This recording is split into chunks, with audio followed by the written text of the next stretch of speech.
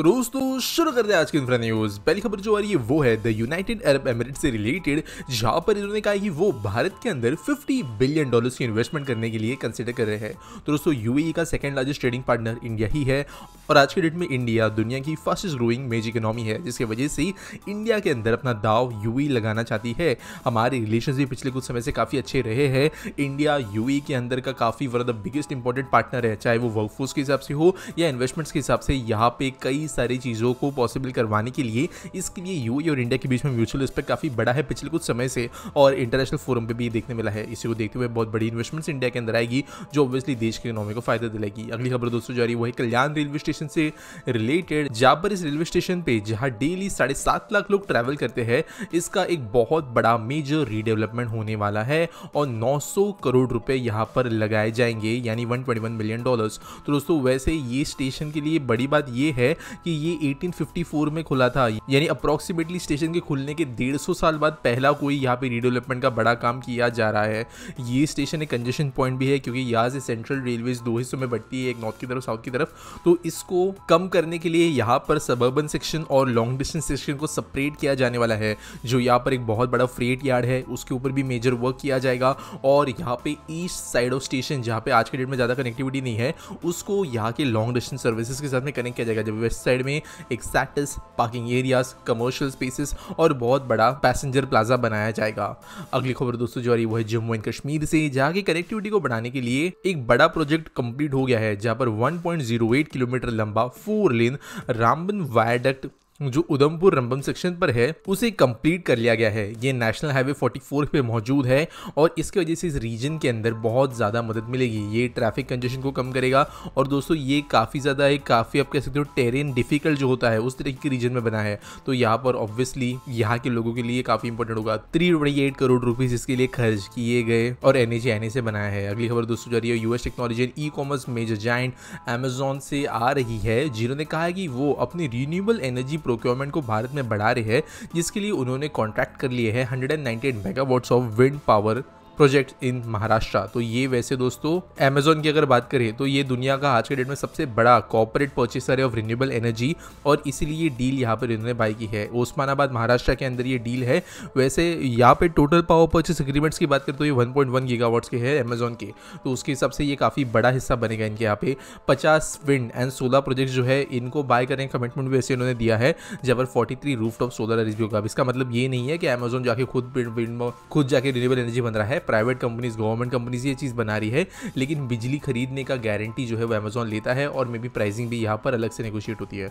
अगली खबर दोस्तों जो आ रही है वो है गोदरेज कंज्यूमर प्रोडक्ट्स लिमिटेड से, जिन्होंने डिसाइड किया कि वो इन्वेस्ट करेंगे 10 करोड़ रुपए आने वाले 3 सालों के अंदर वेक्टर बोर्न डिजीजेस को कम करने के लिए। तो दोस्तों वैसे अगर देखा जाए तो ये कोई बहुत ज़्यादा बड़ी अमाउंट नहीं है, और ये काइंड ऑफ जो कॉर्पोरेट रिस्पॉन्सिबिलिटी उसके अंतर्गत किया जाने वाला काम है।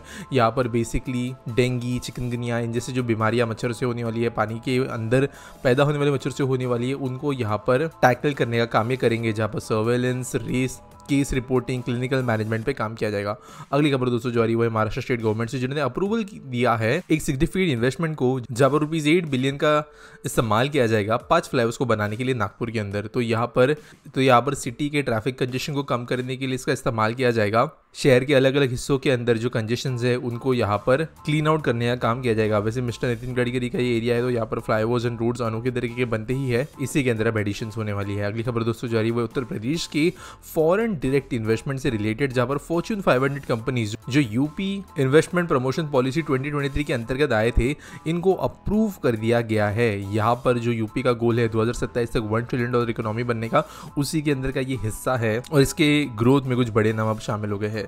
अगली खबर दोस्तों जो आ रही है वो है नोएडा सेक्टर 28 से, जहाँ पर यहाँ पे मेजर ट्रांसफॉर्मेशन देखने मिलने वाला है। इस एरिया का जो कि डेवलप किया जाएगा as a hub for hotels. तो यहाँ पर new plot allotment scheme introduce की गई है गवर्नमेंट के द्वारा, जिसके कारण अपकमिंग एयरपोर्ट एरिया के आसपास की जो भी एरियाज है वहाँ पर सिविक कम्युनिटीज गवर्नमेंट देगी ही, लेकिन इसके बाद के प्लॉट जो है वो होटल एलोकेशन के हिसाब से इस्तेमाल किए जाएंगे और हॉस्पिटैलिटी लैंड्सकेप यहाँ पर डेवलप किया जाएगा। ऑब्वियसली बड़े एयरपोर्ट बनने के बाद में होटल रिक्वायरमेंट तो होती है आसपास में, तो इस हिसाब से काम किया जाएगा। वैसे गवर्नमेंट यहाँ पर जमीनें बेचेगी नहीं, लीज करेगी इन प्लॉट्स को 90 साल के पीरियड के लिए। आज के आस्क पीटी सवाल के बारे में बात करें तो चैतन्य पूछते हैं, why Indian trains slow after every every few minutes. Why don't they go in line back to back such as metros do?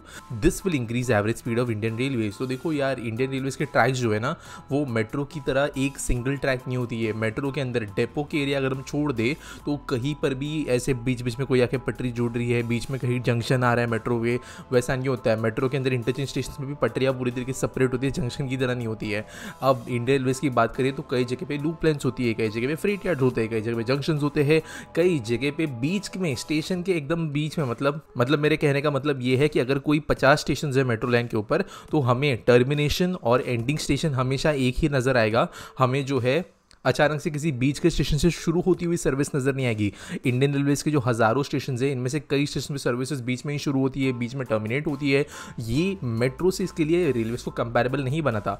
Rail के अंदर जो ट्रेन चलती है ये बहुत ही ज़्यादा ऑब्स्ट्रक्शंस का सामना कर सकती है। कोई ट्रेन अगर स्लो हो जाए, कोई ट्रेन जो दूसरे जंक्शन पर आ रही है वो लेट चल रही हो, इसके अलावा कई ट्रेन कुछ स्टेशन पर रुकती है, कुछ स्टेशन पर नहीं रुकती। कोई हाई स्पीड ट्रेन हो सकती है, कोई पैसेंजर ट्रेन हो सकती है, कोई फ्रेट ट्रेन लेट लूप पर डाली जा सकती है। कहीं पर क्लाइमेट के वजह से या मेंटेनेंस के वजह से उस सेक्शन का स्पीड कम किया जा सकता है। ऐसे हजारों रीजंस होते हैं जिसकी वजह से रेलवेज के अंदर छोटे छोटे डिलेज होते हुए वो बढ़ जा सकते हैं, और इसके लिए ट्रेन की स्पीड हमें कम ज़्यादा होते हुए नजर आती है। मेट्रो से इसको कंपेयर कर ही नहीं सकते। मेट्रोज में सिंगल ट्रैक किसी वायरडक्ट के ऊपर या अंडरग्राउंड एक के पीछे एक मशीन की तरह चलते हैं, क्योंकि वहाँ पे ना कोई ऑब्स्ट्रक्शन है और ये सारी जो चीज़ें मैंने बताई वो नहीं होती। उम्मीद करता हूँ आपको सवाल का जवाब मिल गया होगा। आपके पास कोई सवाल है, अब नीचे मुझे कमेंट्स में #AskPT के साथ में पूछ सकते हो। अगर आपको कोई न्यूज़ सबमिट करनी है तो उसके लिए आपको डिस्क्रिप्शन में लिंक मिल जाएगी। आपको अपडेट चाहिए हमारे चैनल के बारे में तो प्लीज़ हमारा व्हाट्सएप चैनल ज्वाइन करना बिल्कुल ना भूले, और मिलेंगे अगले वीडियो में।